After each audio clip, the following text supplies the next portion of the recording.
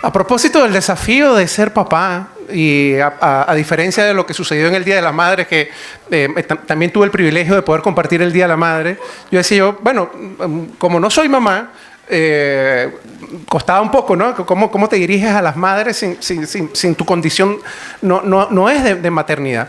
Ahora ya no tengo esa excusa, ya no tengo esa chiva. O sea, yo soy papá. Para los que no sepan, tengo 2 hijos, uno de 13 años, uno de 11 años, en plena adolescencia, con el desafío que eso implica. Para que me entiendas un poco, desde el momento en que fui papá, comencé a querer más a mis padres. Los que somos papás entienden lo que estoy diciendo. En el momento en que tú eres papá o que eres mamá, comienzas a comprender y a entender mucho más a tu papá y a tu mamá. Y eso nos pasa a todos. Cuando te llegue el momento de la paternidad, de la maternidad, te vas a recordar de tu papá, te vas a recordar de tu mamá y vas a dar gracias a Dios por el papá y la mamá que tuviste. ¿Sabes una cosa? Particularmente en mi caso, de mi generación, que hemos tenido, digamos, la posibilidad de vivir en 2 siglos. Yo pasé de mi vida, 27 años de mi vida en el siglo XX y 19 años de mi vida en el siglo XXI. Saque usted ahí la cuenta de qué edad tengo. Pero somos esa generación, los que tenemos más o menos mi edad, esa generación bisagra, que hemos vivido muchas cosas en el siglo pasado, pero también estamos viviendo cosas muy distintas ahora en el siglo XXI. Y déjeme decirle algo, sobre todo a las nuevas generaciones. Es tan distinto cómo nosotros fuimos criados. ¿Qué fue lo que vimos nosotros de nuestros padres con relación a lo que hoy está pasando? Es un mundo de diferencia, es todo un universo de diferencia, las cosas que pasaban en el siglo XX, finales del siglo XX, con lo que está aconteciendo ahora en el siglo XXI, para lo bueno y para lo malo. Y pensando en esto, en esta generación de tanta incertidumbre, de tanto desconcierto, ¿dónde buscar, dónde encontrar lo que efectivamente es inamovible, lo que efectivamente debe ser la roca firme para nuestra familia y para nuestra paternidad, para lo que debemos entregar a nuestros hijos, sea 2019 o estemos en el 2100, no debe cambiar, no debe variar? Y te cuento esto porque recuerdo estar con mis hijos, acompañarlos a un partido de fútbol un sábado, y al terminar el partido de fútbol, al lado de la cancha de fútbol, en un colegio aquí en Santiago, al lado había una cancha de básquetbol. Y lo particular es que cuando paso por ahí me doy cuenta que están jugando unos niños que tienen alrededor de 7, 8 años, y lo que me llamó la atención, y por eso me detuve, es que uno de los equipos era de niños y el otro equipo era de niñas. Digo, wow, primera vez que veo esto. En mi época eso era imposible que sucediera. Esto era un juego combinado de niñitos de 6, 7 años, máximo 8, y el otro equipo de niñitas. Pero ahí no quedó mi perplejidad, sino que cuando me quedo a ver el juego, las niñitas le están dando una paliza a los niñitos. Y la verdad es que, más allá de lo divertido que pueda verse esto, yo me quedé, de palabra no sé si preocupado, desconcertado. Me fui a la casa pensando mucho. De hecho, nunca se lo comenté a mi esposa, pero me quedé pensando porque yo soy papá de 2 hijos varones. Y en algún momento me pregunté, bueno, ¿y a qué mundo he traído a mis hijos? Esto no tiene nada que ver a cómo yo crecí. Esto no tiene nada, no se parece en nada en las circunstancias en las que yo crecí. Y me hizo preguntar, ¿cuál es el ejemplo desde mi masculinidad, desde mi condición de hombre, de papá? ¿Cuál es el ejemplo que le debo entregar a mis hijos? Yo viví en un ambiente, en una sociedad altamente machista. Esos eran los parámetros más o menos extendidos, y estamos pasando ahora a un movimiento que se está moviendo hacia el otro extremo, donde muchas de las cosas que tú dabas por descontadas en el siglo pasado, este año incluso es hasta mal visto. Y en esto necesario es que nos hagamos la pregunta, yo me la hago, ¿qué es ser hombre? Al día de hoy, ¿qué es ser hombre? ¿Qué es tener una masculinidad? Y me refiero aquí a todo el hombre. ¿Cuántos papás hay aquí hoy presentes? Algunos, pero hay algo, te digo, todos somos hijos. Y este mensaje, de alguna otra manera, si bien está enfocado en el Día del Padre, es para todos los hijos. Y para los hombres que estamos aquí, ¿qué es ser hombre? Si te tienen esa pregunta, ¿qué es ser hombre? ¿Simplemente lo define un tema biológico? ¿De cómo estamos definidos genéticamente? ¿Qué tipo de órganos sexuales tenemos? ¿Simplemente sería suficiente para decir, ser hombre es esto? Y eso necesariamente nos remite a lo que la palabra, y por eso estoy buscando, y que busquemos juntos como familia, qué es lo inamovible, qué es lo que la palabra de Dios nos dice al respecto. Lo que va a valer estemos en el siglo XXI o estemos en el siglo 30. Entonces, ¿qué es ser hombre? Y necesariamente para esto nos lleva a lo que son los orígenes, a lo que Jesús muchas veces, lo vamos a encontrar en el Evangelio, cuando le preguntaban sobre distintas cosas, él respondía, al principio no era así. Al principio no era así. Entonces busquemos al principio cómo eran las cosas. Y quiero que nos detengamos un poco en el libro de Génesis. Hemos estado en los últimos tiempos como que regresando una y otra vez en el libro de Génesis. Y es necesario regresar y leer y releer el libro de Génesis, porque el Espíritu Santo permanentemente nos va renovando el entendimiento y nos va haciendo comprender de dónde venimos. Quiero decirte algo. Quien no conoce su historia, quien no sabe de dónde viene, no sabe a dónde va. Entonces es necesario comprender y entender cómo hizo las cosas Dios desde el principio. Y quiero que nos detengamos un poco en el capítulo 2 de Génesis, en el versículo 15, donde puedes leer, yo estoy leyendo Nueva Traducción Viviente, y dice así, el Señor Dios puso al hombre en el jardín del Edén para que se ocupara de él y lo custodiara. Ya claramente encuentras allí un par de datos. Le dio una tarea específica a Adán, de cuidar, de custodiar, de proteger. Y le da un límite, una advertencia, un mandato. Y dice así, le advirtió a Adán, puedes comer libremente del fruto de cualquier árbol del huerto, excepto del árbol del conocimiento del bien y del mal. Si comes de su fruto, sin duda morirás. No sé si te has dado cuenta, pero en ese momento todavía Eva no había sido creada. Quien recibe el mandato, la orden, el límite, es Adán. Para ese momento, Eva todavía no aparece en escena. Y te digo más, si sigues leyendo los versículos siguientes, te vas a encontrar la parte donde Dios le delega autoridad a Adán para que le ponga nombre a cada uno de los animales creados. Y te tengo una noticia, ¿sabes quién le puso? ¿Sabes qué sucedió mientras le ponía el nombre a cada uno de los animales? Uno de esos animales, ¿sabes cuál era? La serpiente. Es decir, quien conocía perfectamente quién era la serpiente era Adán. Pero lo triste de esta historia es que quien se enfrenta, quien conversa con la serpiente es Eva. Lo vas a ver un poco más adelante en el capítulo 3. Y sabemos ya lo que sucedió. Y el tema, cuando leas el capítulo 3, es que pareciera que se produce esta conversación entre la serpiente y Eva, pero hay alguien que brilla por su ausencia. ¿Dónde está Adán en medio de esta conversación? ¿Dónde está Adán protegiendo a Eva? ¿A dónde se fue Adán? Y fíjate lo que dice aquí un poco más adelante. Versículo 6 en adelante del capítulo 3. La mujer quedó convencida, vio que el árbol era hermoso y su fruto parecía delicioso y quiso la sabiduría que le daría. Así que tomó del fruto y lo comió. Aquí todavía no ha pasado nada. Y me voy a explicar a qué me refiero que no ha pasado nada. Después le dio un poco a su esposo que estaba con ella. Siempre estuvo allí. ¿Por qué Adán no dijo nada? ¿Por qué se quedó callado? Estaba con ella. Y mira lo que dice más adelante aquí mismo. Y él también comió. En ese momento se le abrieron los ojos. No fue cuando Eva comió. Fue cuando Adán comió. Que a ambos se le abrieron los ojos.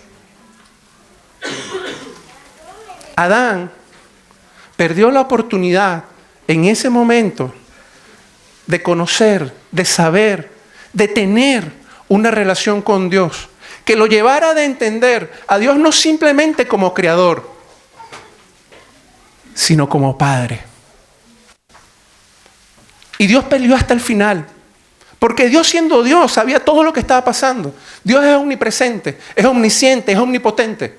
Dios sabía perfectamente todo lo que había pasado con la serpiente. Y a pesar de todo eso, Dios le hace la pregunta a Adán, le hace la pregunta a Eva, ¿qué pasó? ¿Por qué Dios sí sabe? Pregunta. Tú que eres padre, tú que eres madre, ¿sabes por qué? Porque cuando nuestros hijos, aunque se equivoquen, uno les pregunta. Eso es lo que hacemos todos los padres. ¿Qué pasó? Aunque tú sepas la respuesta, tú quieres establecer una relación con tu hijo, no quieres perderla. Y por eso preguntas, quieres restaurar lo más rápido posible. ¿Qué sucedió? Ya sabemos cómo respondieron Adán y Eva. Se excusaron, le echaron la culpa a otros. Adán terminó echándole la culpa a Dios, como he dicho en otros domingos. Y Adán perdió una bonita oportunidad, una extraordinaria oportunidad de haber establecido una relación de paternidad con el Dios creador. Y pasaron muchos años, centenares de años, hasta que Dios se manifestara como padre. Hasta que Dios hablara y hablara a sus hijos.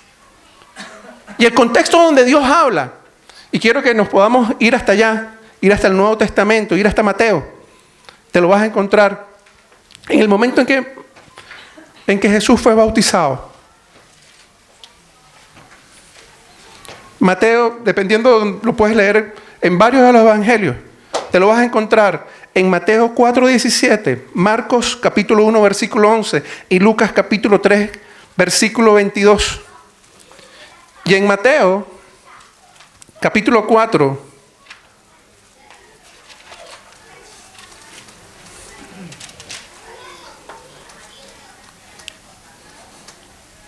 versículo 17.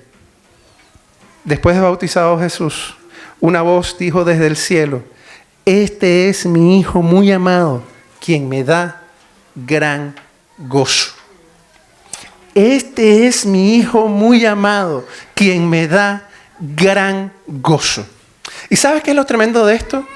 Que en los evangelios solo hay 2 oportunidades donde Dios habla del cielo para ser audible a todos los que estaban presentes. ¿Y sabes qué? Dice lo mismo. De todas las cosas, de todas las instrucciones, de todas las enseñanzas que Dios podía transmitirnos, Dios en las 2 veces que aparece desde los cielos su voz dice exactamente lo mismo. Y se lo dice a Jesús y a los que están con Jesús. Él es mi Hijo amado, en quien tengo gran gozo. Es mi Hijo muy amado. Y uno se preguntará, ¿por qué era tan importante? ¿Por qué Dios, de todas las cosas que podía decir, se enfocó en esta frase? Se enfocó en esto. Porque Dios le estaba dando a todos los que estaban allí lo que realmente un corazón de hijo necesita. Y lo que un corazón de hijo necesita es identidad. Lo que nuestros hijos necesitan, lo que tú y yo necesitamos es identidad. Identidad que no cambia con el tiempo, identidad que no cambia con la moda, identidad que no cambia porque los años pasan. Y esa identidad es que somos hijos amados en quien Dios tiene complacencia. Esto no puede fallar. A lo mejor tú te verás con algunas limitaciones, no serás el hombre más rico, no serás el teólogo, el hombre lleno de dones, el hombre lleno de talentos. Pero lo que no puede fallar es que tus hijos sepan por tu boca que tus hijos son amados y que tenemos complacencia por ellos. ¿Sabes una cosa? Particularmente uno de los errores que típicamente cometemos los hombres es lo siguiente. Somos muy buenos para identificarnos ante el éxito y el triunfo de nuestros hijos. Ejemplo, si nuestros hijos es un excelente deportista, nos gozamos con él, metió un gol y nos abrazamos, bueno es mi hijo, extraordinario mi hijo, ese es hijo mío, y se nos llena de orgullo el corazón. Extraordinario ese hijo mío, ¿verdad? Pero si lo que juega es banca, a lo mejor no vamos ni para el juego. O si en los estudios, si saca 7 puntos, ¡Oh, se te salió a mí! Es igualito a mí. Yo también sacaba 7 puntos. Y lo premiamos les damos regalos, los invitamos a comer, etc. Pero si trae un rojo, si trae 3 puntos, anda tú con tu mamá para ver qué hace contigo.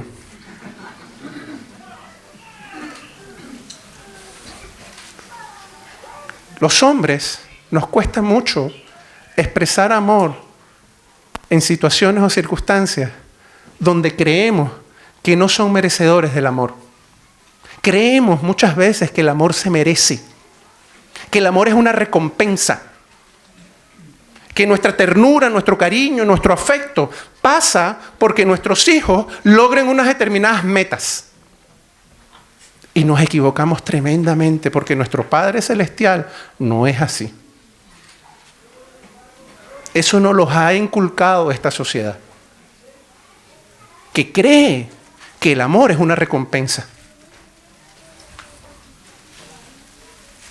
Y si tú y yo somos parte de una familia cristiana, lo primero que tenemos que sacar de nuestro corazón es entender que el amor que Dios nos enseña es incondicional. Nada, dice la palabra, nada, ni nadie nos puede separar del amor de Dios en Cristo Jesús. ¿Por qué tendría que ser distinto mi amor por mis hijos? Si ese es el amor que yo recibo del Padre. ¿Por qué tendría que ser mi amor condicional o sujeto a los méritos o éxitos de mis hijos?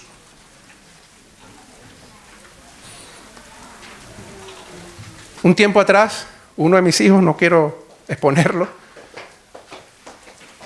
lo fui a buscar al colegio.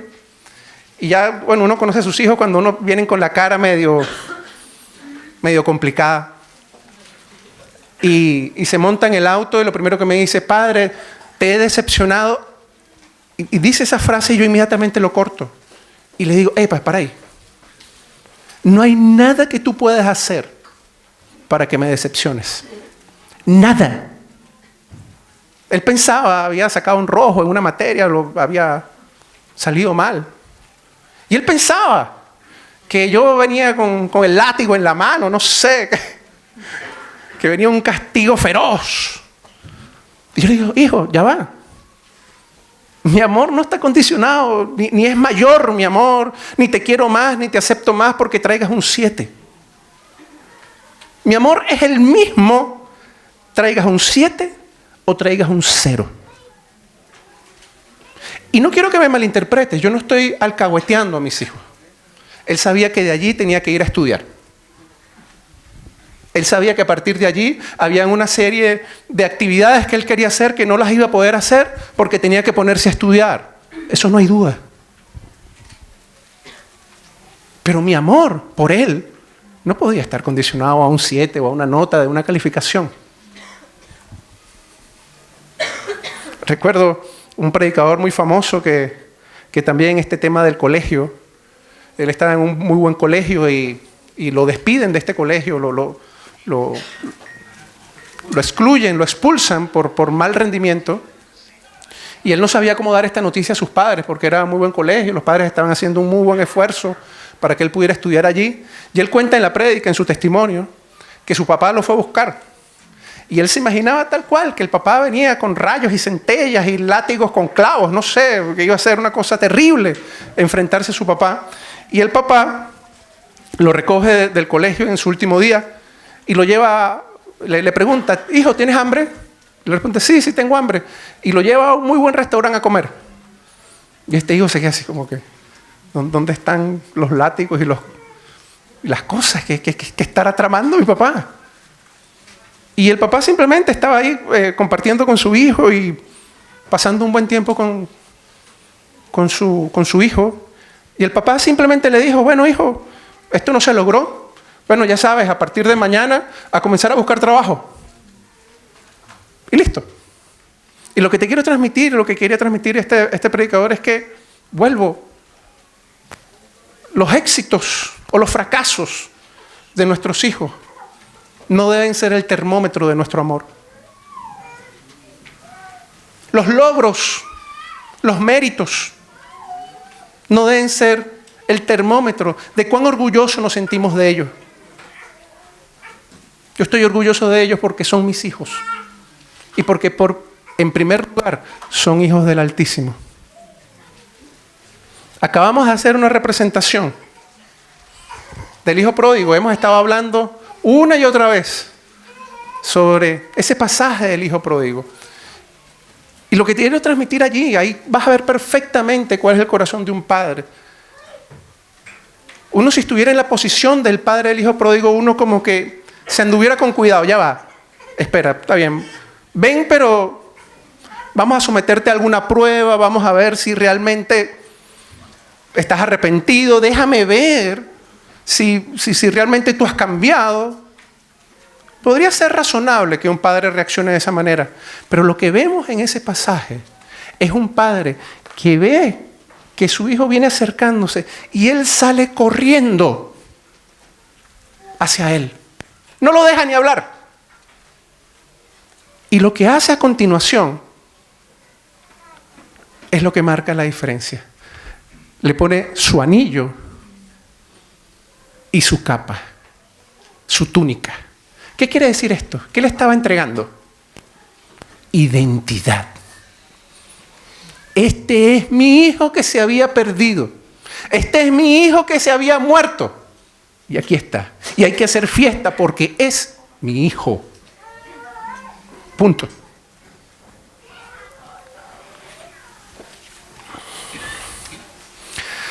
No sé qué te tocó a ti vivir como hijo. De pronto nunca tuviste un papá que te dijera o que te haya dicho: eres mi hijo amado, estoy orgulloso de ti, me gozo de estar contigo, me encanta estar contigo. A lo mejor nunca lo has oído. Tuve un papá, digo que tuve un papá porque ya mi padre falleció, que podría haber tenido muchos defectos, pero hay algo que hizo mi papá, que hizo siempre que nos encontrábamos. Y él siempre me decía, siempre que nos veíamos, y es lo que recuerdo siempre, muchas cosas he olvidado, pero esta nunca se me ha olvidado. Me decía: hijo lindo, Dios te bendiga. Era la manera de él saludarme. Hijo lindo, que Dios te bendiga. A ustedes les salta a la vista que lindo no tengo mucho. Pero cuando tu papá te dice que eres lindo, para todo lo demás, como dice la propaganda, si tu papá te dice que eres lindo, eres lindo. Yo sé, cuando recuerdo es testimonio de mi esposa, cuando me vio por primera vez, yo sé que ella no se enamoró de mí por lindo. Pero cuando tienes tu identidad sellada en el corazón por tu padre, transmites lindura. Transmites la identidad que él ha sellado en tu corazón. Transmites la certeza, la verdad, la confianza de que eres su hijo y que eres lindo. Y cuando entiendes, como yo entendí, que mi papá simplemente era un embajador aquí en la tierra de Dios, cuando se me reveló que es mi papá en los cielos, ¿qué te dice? ¿Qué me dice? ¿Qué nos dice? Son lindos, son amados, tengo gozo en ustedes. No hay enemigo que se pueda levantar contra nosotros. Quiero que entiendas que esta primera vez que aparece Dios y le dice a Jesús: eres mi hijo amado, en el versículo siguiente comienza la tentación y el enfrentamiento y la confrontación con Satanás. Y lo que Satanás trata de hacer, si lo puedes leer allí con detenimiento, es robar la identidad de Jesús. Pero ya no podía, porque unos días antes ya estaba sellada. No había nada que Satanás pudiera hacer, ninguna tentación que pudiera mostrar, porque Jesús tenía como hombre clara su identidad. es un hijo de Dios. Soy un hijo de Dios. Y mi Padre tiene complacencia en mí. ¿Sabes? Nos vamos a equivocar. Probablemente esta misma semana hemos dejado alguna embarrada. Pero mi papá sigue siendo mi papá. Probablemente vengan tiempos donde mi testimonio no sea el mejor, pero mi papá sigue siendo mi papá. Y no estoy hablando de una falsa gracia. No estoy hablando, bueno, si es así, hagamos cualquier cosa que da lo mismo, la gracia de Dios es suficiente. Cuidado, porque si hacemos eso no hemos entendido la gracia de nuestro Padre.